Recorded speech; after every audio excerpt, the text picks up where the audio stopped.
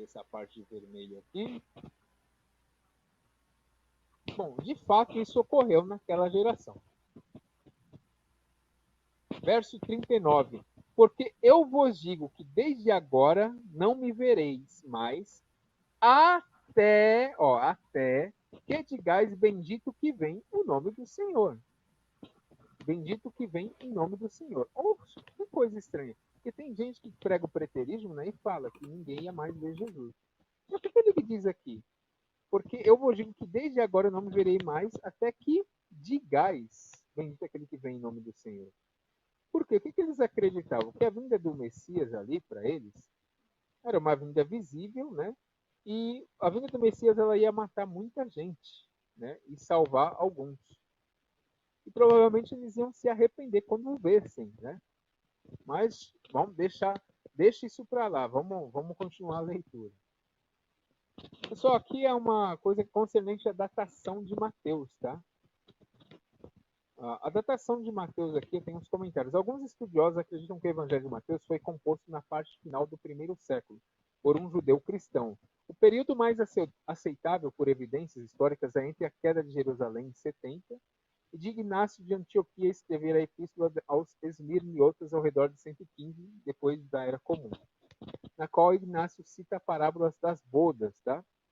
Isso aí pode ir mais para baixo, não quero que fique muito longo. Tem vários comentários sobre datação. Pode ir para baixo. Isso aqui é a Bíblia de Genebra, tá? Essa é a opinião dele sobre a datação de Mateus. O que a gente tem aí é entre 60 e 70, tá, pessoal? Essa é a opinião da Bíblia de Genebra. Pode ir mais abaixo, a gente vai mostrar outra também, outra referência.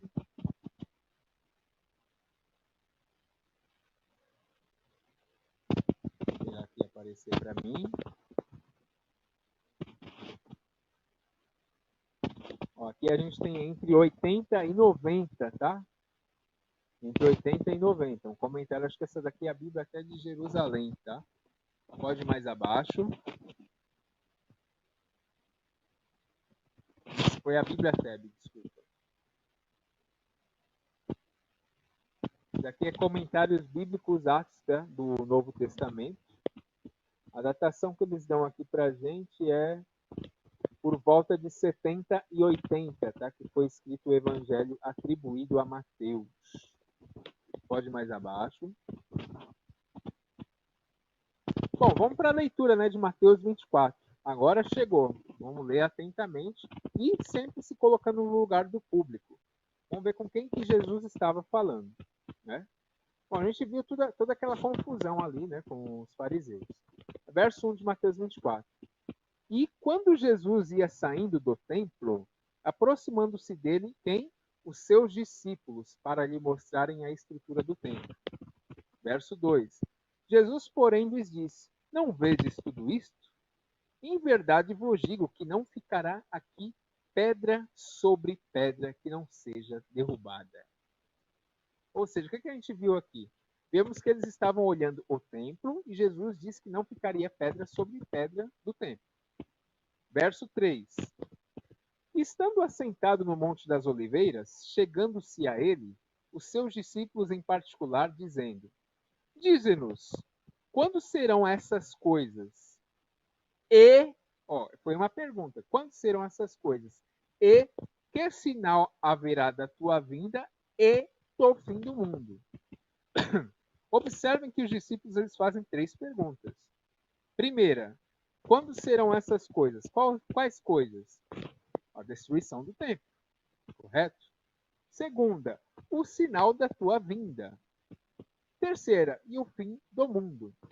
Bom, para entendermos isso, devemos entender o que era a vinda de Jesus e o que seria o fim do mundo para eles, tá? Vamos ver os termos. Pode ir mais abaixo. Isso aí é o texto em grego, tá, pessoal?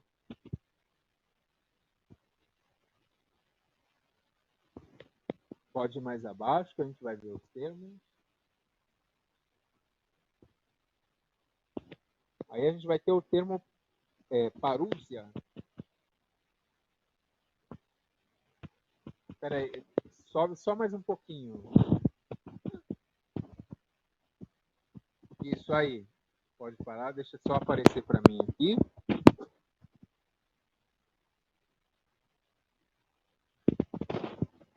Bom, Sinteleia, né, é o ato ou efeito de completar, consumação, fim. Aion, para sempre, uma idade ininterrupta, tempo perpétuo, eternidade, os mundos, universo, período de tempo, idade e geração. Pode ser geração também, tá? Aqui são as possibilidades que nós temos. Veremos também qual era a crença corrente na época, tá? E aqui vinda significa parúcia, tá, pessoal? Você pulou o termo parúcia, ou Yehudá?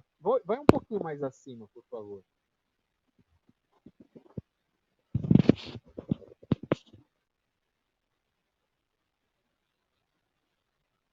Isso aí. Vou só aparecer para mim aqui. Ó, parúcia. O que significa parúcia? É presença, tá? Vinda, chegada, advento. Ao comentário aqui deles, a volta futura e visível de Jesus do céu, a ressurreição dos mortos, o julgamento final, o estabelecimento formal e glorioso do reino de Deus. O que significa a palavra cai? Aquele E que eles estavam falando, E. Aparentemente uma partícula primária, que tem uma ação aditiva e algumas vezes também uma força acumulativa, conjunto. Ou seja, para provar que eles fizeram 3 perguntas, não foi só uma. Não foi só a destruição do reino, foi da vinda de Jesus e do fim do mundo, ou seja, eventos separados. Tá? Pode ir mais abaixo, agora pode ir para aquela parte vermelha lá, página 25.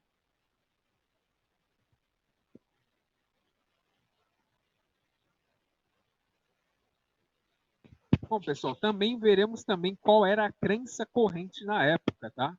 Como todos sabem, eu gosto de apresentar fontes ao invés de opinar.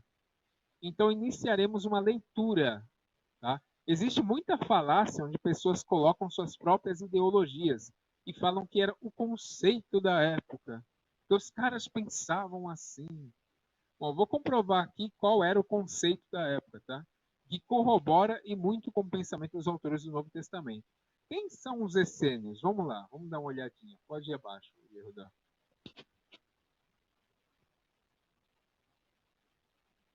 Aí você pode aumentar que eu vou fazer uma leitura boa agora.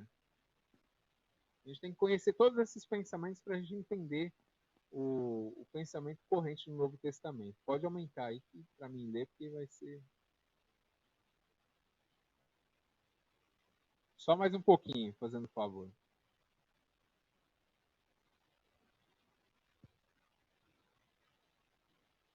Aí, bacana. Bom, vamos lá.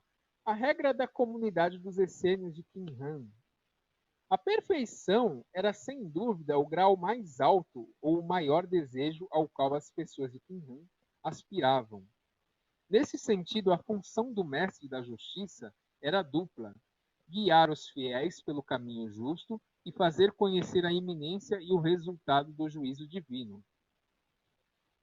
Foi justamente a perspectiva separatista da seita que levou muitos essênios a abandonarem as moradias nas proximidades dos pecadores e se dirigirem para o deserto. Lembram de João Batista? Vão lembrando aí, pessoal. Vão refrescando a memória de onde vêm essas coisas. Sendo que a teologia dualista serviu como motivo para seu isolamento. Portanto, a comunidade qumrânica seguiu normas de vida que guardavam com toda a rigidez, que estavam expressas em documentos, de modo especial na regra da comunidade. Faz parte do primeiro lote de grandes manuscritos descobertos na gruta de 1946. A princípio, a regra da comunidade foi chamada de Manual da Disciplina, sendo conhecida por este nome em muitas publicações. Durante certo tempo, porém, a regra da comunidade foi também designada de documento da seita, na falta de outra designação que parecesse melhor. No entanto, uma crítica foi feita a esta expressão, pela evidente razão de que todos os manuscritos são documentos da seita. Estudos posteriores do texto mostram que os membros de Qumran a chamavam de regra da comunidade, De fato, uma das características que se destacavam na vida daquelas pessoas é da sua vida comunitária, na regra da comunidade. Pode ir mais abaixo.